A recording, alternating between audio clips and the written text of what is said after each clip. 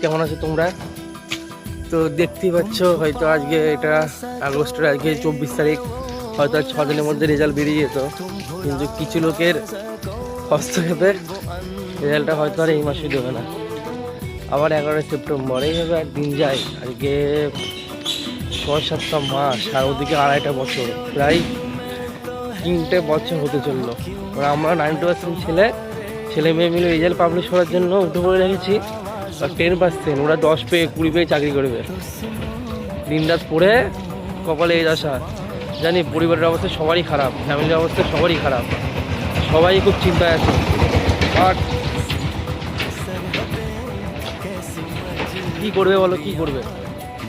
এতে সকালে মর্নিং ওয়াকে বেরোলাম, আর ভালো লাগে শরীরটা, সেই জোরটা নিয়ে যখন মাঠ করতাম কোথাও দৌড়াতাম। আপনার দৌড়াতেও ভালো লাগে না, চিন্তায় চিন্তায় মাথা খারাপ, বুঝলে তো? কী করা যাবে, এই ভাগ্য কপালটা, মানে যাদের এই এক পেশে